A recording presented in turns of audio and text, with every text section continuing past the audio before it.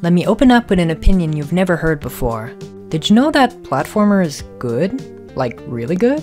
All jokes aside, it's kinda tough talking about platformers without mentioning the obvious. The fast-paced, the classics, the collectathons, you know, the big boys. Even though nowadays I play pretty much any type of game, there was a time in my life not so long ago where a big majority of what I'd play was platformers. Who am I kidding? It was 15 years ago, okay? I'm getting old. If you've been paying attention, even just remotely, you're probably aware of the recent platformer comeback, especially from AAA studios. For a genre that used to dominate the store shelves, it's kinda wild that it took this long for them to be back in the spotlight. Obviously, I don't mean to say there's been nothing between Mario 64 all the way to Odyssey. Just look at the sheer amount of B-grade platformers from the early 2000s. Remember Kaya Dark Lineage? Now you do. If we have someone to thank for carrying that torch all these years, it's definitely indie developers. They practically kept the genre alive on top of contributing heavily to the recent platformer renaissance. Indie platformers tend to bring very unique takes on the genre, yet you can still see traces of their inspiration here and there. It's something I generally admire, taking an already existing concept and iterating onto it until it's a brand new experience. I love seeing those familiar elements in a completely new light. It almost makes me appreciate them even more. Obviously, I'm not gonna bore you with an entire video of me drawing comparisons between each game, since I know it can detract from the experience, but it's something to keep in mind. Platformers come in all shapes and size. A lot of the open world ones take inspiration from Mario or Banjo-Kazooie, the more action-paced one from Ratchet & Clank or even Sonic. Yet there seems to be a severe lack of Crash Bandicoot inspired games. For such a massive franchise, I would have expected someone to at least attempt in making something that plays similarly. And that person would be Bad Vertex, the sole developer behind PsiloSybil, a linear 3D platformer currently in early access. The game's definitely caught my eye. I love the vibrant colors and the cartoony aesthetic. I should probably address this before I get too ahead of myself, but not only did I go in the game practically blind, I mean I did see the trailer and a couple of screenshots on Twitter, but in a way, PsiloSybil is my very first Crash Bandicoot game. I know it's kind of a weird choice to start with a game inspired by the franchise rather than like the first entry, but hey, at this point if you've been watching my stuff, you already know I didn't grow up with a PlayStation. I feel like I say this every video though.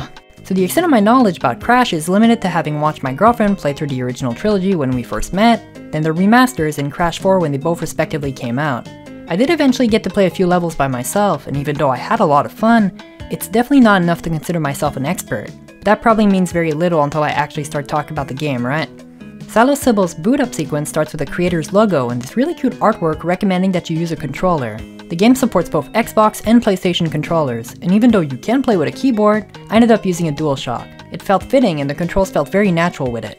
Like every game I play, I start by messing around the settings, and I gotta say, really happy with the amount of options in here. You can customize the visual based entirely on your own preference, whether you're looking for a sharper or more retro looking experience. I personally stuck with the default options. PsiloSybil was made with the goal of recreating both the feel and look of early PS1 games, and that includes their visual limitation when it comes to 3D models and textures, so I felt like keeping the options by default was maybe a bit more faithful to the creator's vision. Plus I'm a sucker for the CRT analog aesthetic, it feels very nostalgic to me. But anyway, in this game you play as Sybil, who easily falls in my platformer mascot top 10. Having a mushroom as your protagonist is a unique choice, especially in a genre that tends to use a lot of animal mascots. Sybil has this really cool and sleek design. The artwork kinda reminds me of Sonic from like Sonic Adventure era with the cool pose and all. Your goal is to complete each stage and defeat the evil master of all hogs, Lord Nutmeg. The story is definitely not the central focus here. Some might see this as a downside, but I personally didn't mind it. I feel like PsiloSybil does enough to convey a general sense of story through each stage. It's not much, but it's not unlike the original Crash, which had the story of just save your girlfriend and defeat the bad guy. The game is way more focused on moment-to-moment gameplay, and I appreciate that. Sybil's moveset is pretty straightforward. You run, you jump, and you slap enemies. There's no need for more than that. Each move is self-intuitive and feels very satisfying to use. The moveset's simplicity complements perfectly the selection of levels. The game eases you in, so stages are relatively simple at first, but if you want to succeed later on, you'll need to develop that mechanical mastery over each of them. From an outsider's point of view, yeah, jumping's pretty simple, you just press the button, but PsiloSybil says, hold my beer. Some levels will have you bouncing off of stuff in quick succession, all while dodging obstacles. Some will require a chain of perfectly timed inputs, while others will make you use smaller increments of jumps to get through narrow gaps. If you only knew how much footage I have of me bonking my head on this specific spike at the start of Hell's Bells, there's legit like half an hour of this. The game was marketed as a tough as nails experience, brutal even, and I can see why. PsiloSybil's level design works in cycle and a lot of trial and error.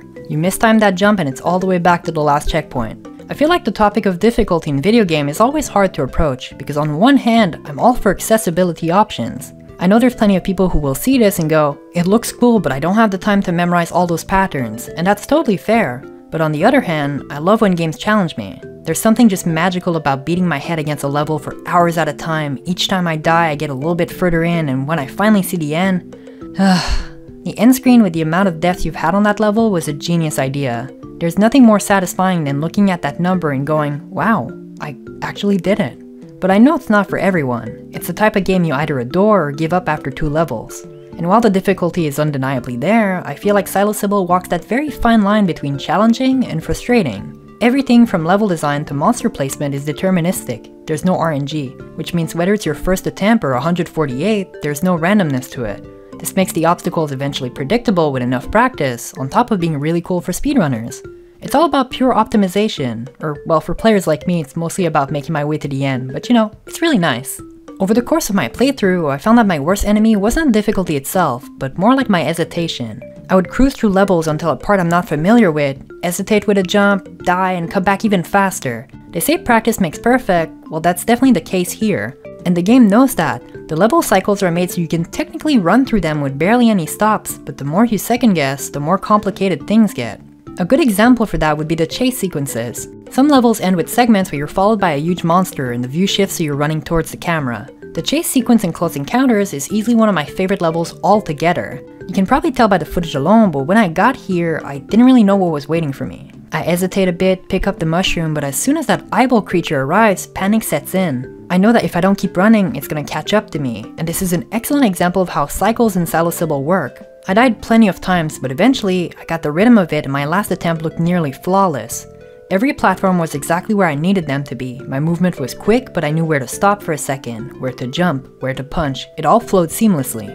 Even though I've compared PsiloSybil to Crash Bandicoot since it obviously shares a lot of similarities in design, I felt more like I was playing Super Meat Boy or Celeste. The game's tough, but it always feels fair. The controls are responsive and I never felt like I got screwed out of an attempt. On top of that, the game doesn't punish you for dying. You respawn very fast and practically every level is filled with checkpoints, with the exception of like one near the very end of the game. Out of the 16 levels available in early access, there was only one of them that managed to get some frustration out of me. And then again, it's gonna come off as the most minor complaint. PsiloSybil has a few boss stage. Very similar to how they handle level design, each boss has patterns to follow and is fully deterministic, so once again no RNG.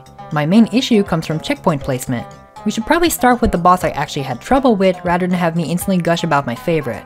The first boss you'll fight, Hamdas, is easily one of the biggest roadblocks. It takes 4 hits to defeat him and you can only damage him at specific intervals when his third eye opens. To make it easier on me, let's split the fight through phases. So phase 1 would be at max HP, phase 2 would be at 3 HP remaining, you get the gist.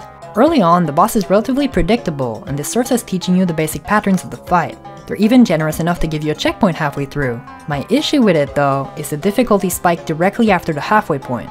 Phase 3 and 4 have to be done consecutively, just like the 2 earlier phases. I don't know if it's just me being bad or something, but it took me like 2 attempts to figure out the first half of the fight, while the later half took me like 45 minutes. The drastic difficulty spike makes me fear that people might not see what's after the first boss if it gets too frustrating, which is a shame since the rest of the game is really good. The levels prior to Hamdas were all fair yet challenging. Even the first half of the boss wasn't so bad. I just feel like maybe it would benefit from having a second checkpoint throughout the fight, maybe in between phase 3 or 4, because doing them back to back was definitely tougher than anything else in the game. Then again, my complaint might be unjustified and maybe it's my lack of experience talking, so take this more like a nitpick, or realistically the only downside I could find about the game. On the other hand though, I later found what is easily one of my favorite boss fights of all time. Pearl was just this fun. The stage itself is this really cool circuit board and you gotta destroy computer cores to damage the boss. Visually it's right up my alley. I really enjoyed the amount of optimization you can do in here. The stage is an auto-scroller, and when you reach the end, it reverts back to the start, but this time you gotta navigate the stage backwards. And while it's true that you could technically take your time and do a couple cores on the way there, then the rest on the way back, my fun was from trying to get every single one of them on the first trip. The checkpoint placement is also quite generous. It felt a lot less stressful knowing that if I died, I wouldn't have to deal with half the fight again. I'd love to talk about the last boss, Lord Nutmeg, but unfortunately by the time I'm recording this, I'm still trying my best to defeat them. The footage you see right now is by the actual developer. I really like the gauntlet approach with the multiple stage transitions and phases. It's pretty fitting of a last boss, and even though I can't comment on how hard it is, at least not yet, I can definitely praise it for its visual appeal. That's something PsiloSybil excels in, and in part, it's kinda what got me into it. The game looks absolutely gorgeous. The levels are all vibrant and colorful. They're extremely unique because of their different locales, but they never feel out of place. The first level is this small forest with chestnuts all around, while the second one is this roach-infested motel. Every single one of them felt interesting to visit. I'm definitely gonna show my biases here, but I adore the Pearl boss fight mostly for the cybernetic look. Oh, and close encounters too. I spoke about the end of the stage a bit earlier, but I also have this soft spot for the start of the level. Those long creepy arms coming out of the cornfield totally got me the first time. I love the whimsical death animations. My favorite's easily the coffin one, but there's plenty more. Falling off the stage, burning up, getting served on a plate, even failure looks cool in this game. In some way, I'm sure those animations must have contributed to making sure my monkey brain didn't feel mad that I died over and over on the same thing. I also really like the level select map. You gradually make your way up this mountain and each level is represented by this cute little nod to their overall theme. It's really fun and made me look forward to each one I'd reach. There was never a moment in my playthrough where I went to a new stage and didn't feel surprised. They get really creative with the places you'll visit and I'm super grateful for that. And since PsiloSybil is in early access, you know this means we'll get to see a lot more eventually. Right now there's only 16 available levels, including boss fights, but there's 25 to 30 planned so far. If the current stage are any indication of quality, I can't help but get excited for what we'll see in the future. The character design is also really good. Earlier I talked about Sybil's look, but they're not the only character you'll meet along the way. Your secondary goal is to free your friends throughout each stage. If you collect all of the level's mushroom, you'll be able to rescue them, and some of these have really wacky designs. It's kinda embarrassing, but it took me a bit too long to put the 2 and 2 together and realize how cohesive the game's overall theme is. Sybil's a mushroom, the main antagonist is a hog. Pigs smell out truffles, which is a type of fungus, just like mushrooms. Leave it to me to completely glaze over the obvious, right? It definitely makes me curious as to what type of pig boss we'll see in the future though. It's small stuff like that that just makes me appreciate PsiloSybil even more. I think the most blatant example I can find is the collectible mushrooms in every level. They're pretty much the equivalent of coins or wampa fruit. They easily could have been uniform and all share the same model, but no. The developer went out of their way to make each level have their own unique type of mushroom with different color palettes. Not only is that genius in a way where you can make sure that the collectibles never melt with the background, but it also shows just how much attention to detail there is. There's clearly a lot of love and passion that went into this project, and it extends way beyond visual design. Like the music for example. The entire soundtrack was composed by the game developer alone. I don't know if they have any prior musical experience, but it's really impressive to undertake music making on top of game dev. A lot of the songs manage to capture that retro platformer feel, and they're not afraid to approach different styles. Sometimes you'll be met with slower songs for a more relaxed ambiance.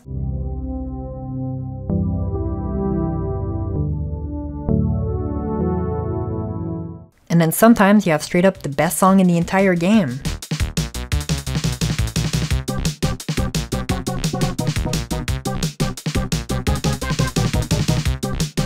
Look, there's a reason why the track's also used in the game's trailer. If it's that good, you gotta flaunt it.